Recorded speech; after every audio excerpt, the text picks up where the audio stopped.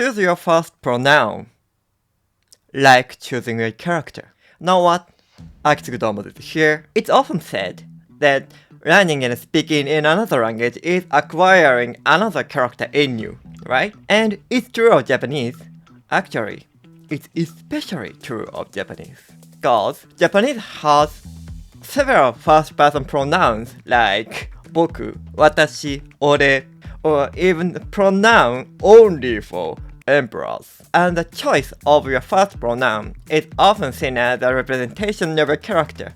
Caution, of course, it's a stereotype and somewhat a biased impression. We should be free of such a bias when seeing a person in front of us, right? However, choosing a first pronoun is still very important. It was when I entered my elementary school and I had to make friends with other students, and I was worried about what pronoun I should use to refer to myself. And I chose 僕。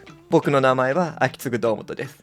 Something like that. I think kind of or part of my character was fixed when I chose my first person pronoun. I tried to change it to something like 俺, but I failed because my character was not comfortable with it. Actually, in fact, we change the pronouns depending on the context or situation. So, in formal situations, I use watashi instead of boku because boku sounds somewhat less formal. Now, what pronouns will you use? Let's delve into first-person pronouns in Japanese. And if you like this episode so far, please smash subscribe or like button. That makes the algorithm of YouTube to find this video and channel, and do me a favor. First, watashi. This is the most common and neutral first-person pronoun. It sounds polite. In formal situations like businesses, people use this pronoun regardless of gender.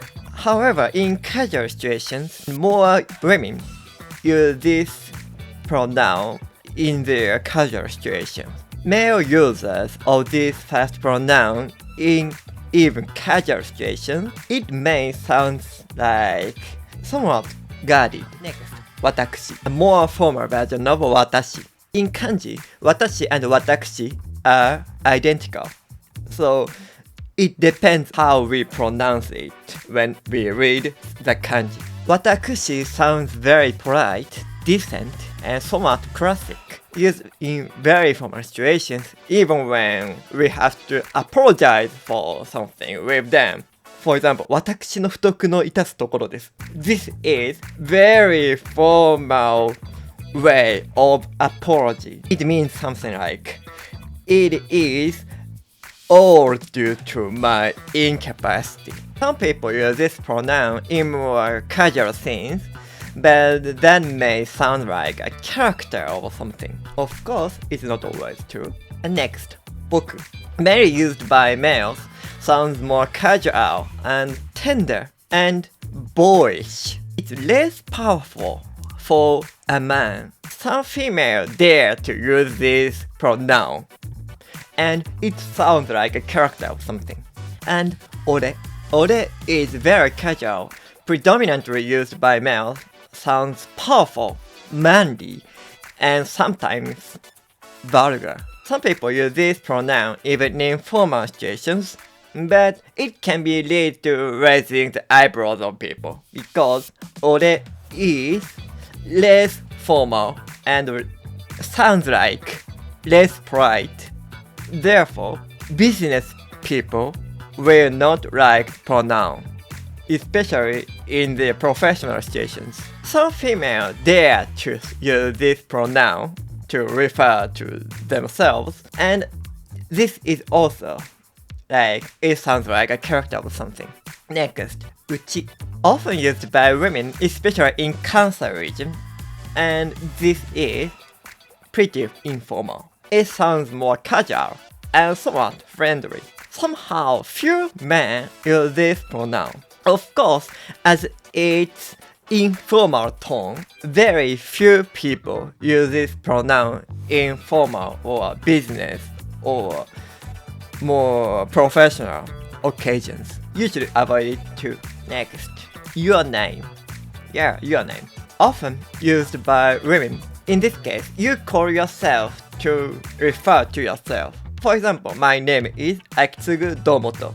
Therefore, something like when I wanna say, I think it's not a good idea in Japanese, どうもとはそれは良くないと思います。or 秋継はそれは良くないと思います。Yes, 秋継は equals I or 私 or 僕はそれは良くないと思います。Right? But it often sounds childish, yet sometimes cute when some people use this. Almost no man use this pronoun. We've checked many first-person pronouns in Japan so far, right? But the list goes on. It's not over. There are more pronouns. Some pronouns almost extinct in modern Japanese society, like それがし or 拙者. However, as I said in modern Japanese society, as the first pronouns in Japanese represent the characters of the user, this kind of stereotype or assumption is utilized in some entertainment works, like anime or manga. When you watch anime or read manga in Japanese, let's check the pronouns of each character. You'll find many more unique pronouns that also granted the characters to express themselves. Yeah, it's very interesting, isn't it? But as complicated because when I say 僕, it makes different impressions between when I write in hiragana, in katakana, or kanji. 僕 and 僕 and 僕 are So, what is your first person pronoun? And what is the character you wanna assume? Okay, let's call it a day. Have you enjoyed the episode? I hope so.